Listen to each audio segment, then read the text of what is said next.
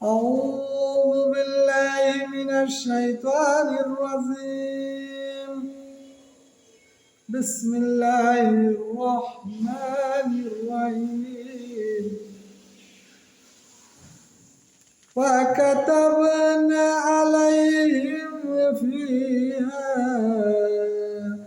أن النفس بالنفس والعين بالعين والأنف بالأنف والأذن بالأذن والسن بالسن والجروح قصاص فمن تصدق به فهو كفارة الله ومن لم يحكم بما أنزل الله فأولئك هم الظالمون. ইরশাদ হচ্ছে, আমি তাওরাতে তাদের প্রতি বিধান দিয়েছিলাম, জীবনের বদলে চোখের বদলে নাকের বদলে নাক, কানের বদলে দাঁতের বদলে জখমের বদলে জখম। অনন্তর যে ক্ষমা করিবে সেটা হইবে তার গুনাহের কাফারা। আর যে আল্লাহর বিধান মাফিক বিচার ফয়সালা করবে না সে জালেম। সূরা মাইদা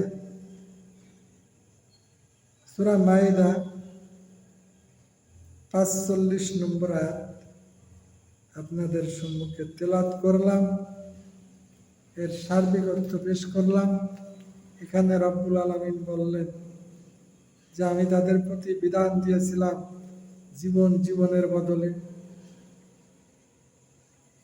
চোখের বদলে নাকের বদলে নাক, কানের বদলে দাঁতের বদলে জখমের বদলে জখম।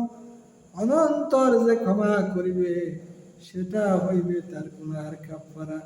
আর যে আল্লাহর বিচার অনুযায়ী, আল্লাহর বিধান অনুযায়ী বিচার ফয়সালা করবে না তারা জালেম। তাহলে এখানে বুঝলাম, কেউ যদি অন্যায় ভাবে কাউকে চোখে আঘাত করে, চোখের বদলে তাকে চোখে আঘাত করতে হবে। যদি নাকে আঘাত করে, নাকের বদলে নাকে আঘাত করতে হবে। এইভাবে অন্যায়ভাবে কাউকে হত্যা করে, হত্যার বদলে হত্যা করতে হবে। এরপরে যদি কেউ গুনাহের কাফারা হিসাবে কিছু নিয়ে তাকে মাফ করে দেয় সেটা হচ্ছে স্বতন্ত্র কথা। আর যে আল্লাহর বিধান মাফিক বিচার ফয়সালা করবে না সে জালেম। কোথায় আসছে সে কাফের, কোথায় আসছে সে ফাসিক। অতএব আল্লাহর দেওয়া জীবন বিধান আমাদের জন্য এটা ফরজ। আমরা যেভাবে নামাজ পড়ি, নামাজ যেভাবে আমাদের জন্য ফরজ,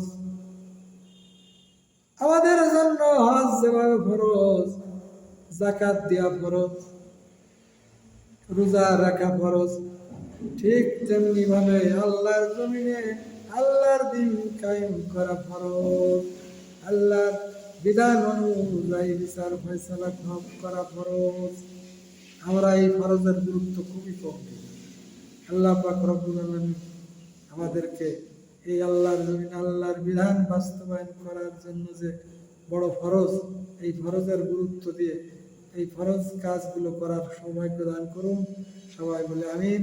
আসসালামু আলাইকুম ওয়া রাহমাতুল্লাহি ওয়া বারাকাতুহু।